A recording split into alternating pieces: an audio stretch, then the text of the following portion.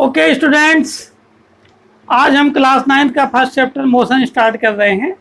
तो उसमें आपको कुछ डेफिनेशंस पहले हम बताते हैं और फिर आगे पढ़ाएंगे, ठीक है। तो पहली डेफिनेशन आज है आपकी, वो है डिस्टेंस। कौन सी है? डिस्टेंस। तो डिस्टेंस मैं आपको बता दे रहा हूँ। डिस्टेंस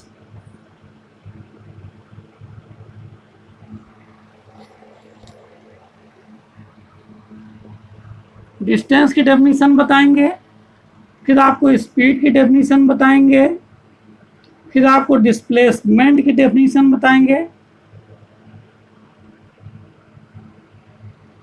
और उसके बाद वेलोसिटी की डेफिनेशन बताएंगे और उसके बाद एक्सीलरेशन की डेफिनेशन बताएंगे। 5 डेफिनेशन आपको बिल्कुल क्लियर करवाएंगे, ठीक है। इसके बाद फिर अन्य चीजें पढ़ाई होगी, ठीक है। तो व्हाट इज डिस्टेंस? तो डिस्टेंस का जो डेफिनेशन है, पहला नंबर तो ये है, the length covered by moving object is called distance. तो ये तो हो गई डेफिनेशन। अब आप इसको समझेंगे कैसे? हमने मूविंग ऑब्जेक्ट, द डेफिनेशन है the length covered by moving object is called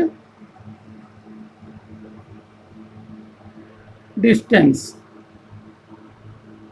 Okay student, तो द लेंथ LENGTH, ठीक है, length, the length covered by moving object is called. तो जब कोई ऑब्जेक्ट मूव कर रही हो, मतलब एक जगह से दूसरी जगह जा रही हो, मान लीजिए कोई ऑब्जेक्ट यहाँ है और यहाँ से चल के ये घूम घाम के यहाँ पर पहुँच गया, ठीक है। तो इसमें क्या कहा डिस्टेंस के बारे में? The length covered by moving object. ये मूव कर रहा है ऑब्जेक्ट, तो इसकी लेंथ कितनी हो जाएगी? इसको हम मेजर कर लेंगे, कितनी लेंथ है, इसको हम मेजर कर देंगे इस लेंथ को। तो जो ये लेंथ आ जाएगी, इसी को हम क्या कहेंगे? डिस्टेंस। ओके स्टूडेंट, तो the length covered by moving object is called distance. It is denoted by S और डी। एस से भी डिनोट करते हैं डिस्टेंस को और डी से भी रिप्रेजेंट करते हैं, ठीक है। और डिस्टेंस की जो यूनिट होती है, मतलब जिसमें डिस्टेंस मेजर की जाती है, वो है आपका मीटर। ओके, मीटर है, सेंटीमीटर है, किलोमीटर है, इसमें डिस्टेंस मेजर किया जाता है। क्योंकि डिस्टेंस लेंथ है, लेंथ की यूनिट मीटर होती है, किलोमीटर होती है, सेंटीमीटर, मिलीमीटर। ठीक इसी प्रकार से डिस्टेंस की भी यूनिट मीटर, सेंटीमीटर, किलोमीटर ये होती है। ओके, तो ये आपका डिस्टेंस आपका क्लियर हो गया। इसके बाद आते हैं स्पीड। What is speed? मैंने एक तरीका बनाया कि इसको अगर हम ऐसे पढ़ाएंगे तो बच्चों को 100% आ जाएगा। स्पीड क्या होता है? What is speed? पहले सिंपल चीजें पढ़नी चाहिए जो हमारी समझ में आ जाए आसानी से, उसके बाद उससे थोड़ा सा टफ लिया जाता है। स्पीड हमारा जो बनता है वो किससे बनता है? डिस्टेंस। रोटी हमारी किससे बनती है? आटे से। तो हम पहले आटा लाएं तभी तो रोटी बनाएंगे। तो स्पीड बनता है डिस्टेंस से। तो पहले हम क्या करें? डिस्टेंस लाए हैं, डिस्टेंस आपको पढ़ा दिया। अब उसके बाद हम आपको पढ़ा रहे हैं स्पीड। What is speed? देखिए सिंपल सी definition, distance per unit time is called speed. यह है स्टूडेंट्स, देखिए speed, distance per unit time is called speed. अगर हमको डिस्टेंस पता नहीं होगा तो हम स्पीड समझ ही नहीं पाएंगे। डिस्टेंस आपको पता हो गया, मैंने पहले बता दिया। फिर पर यूनिट टाइम,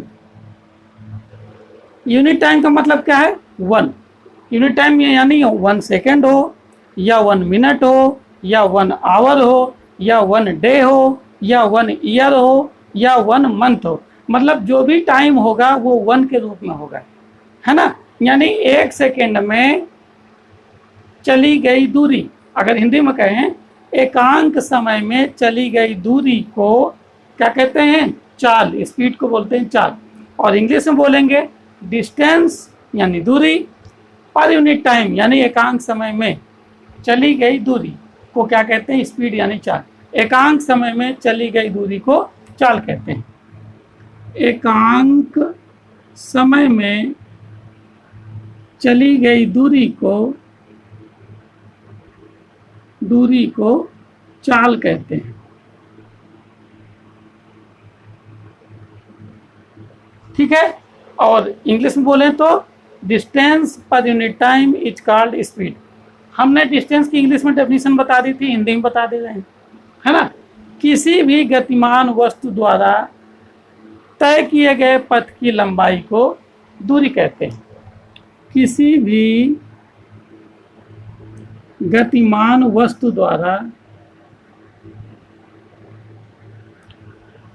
तय किए गए पथ की लंबाई को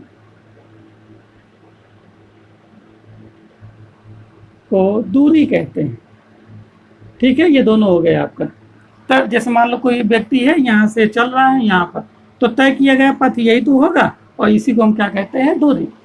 तो अब आपका स्पीड आ गया, स्पीड में आपको डेफिनेशन बता दी, distance per unit time is called speed. बहुत सिंपल है। ओके, अब इसका हम क्या बताते हैं, फार्मूला आपको। स्पीड यानी चाल का फार्मूला क्या होता है, ये होता है स्पीड यानी लिख देते हैं v से, v बराबर s अपान टी, यानी डिस्टेंस अपान टाइम। डिस्टेंस ये पर यूनिट टाइम लिखा है ना, तो नीचे टी हो जाएगा, और क्या है डिस्टेंस, डिस्टेंस हो गया पर यूनिट टाइम, पर का मतलब अपान में, इज कॉल्ड स्पीड।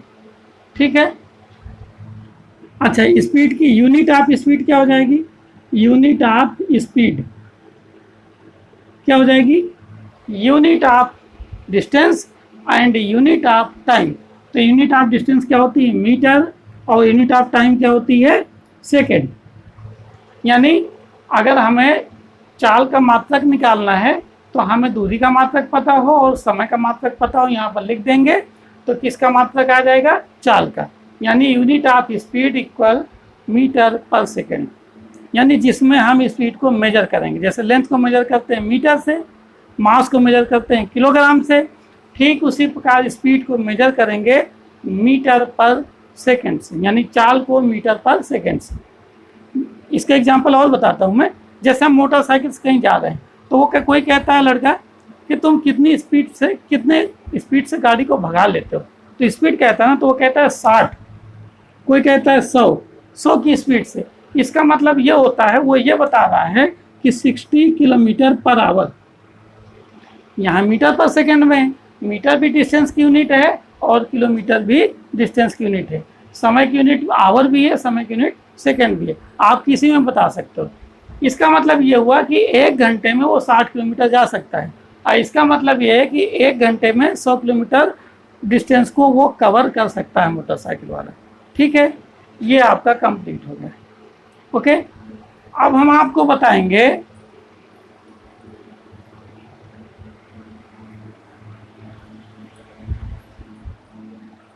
ठीक है स्टूडेंट, मैं अगले आपको टॉपिक में क्या डिफाइन करूंगा, velocity, displacement, velocity and acceleration. Okay, thank you.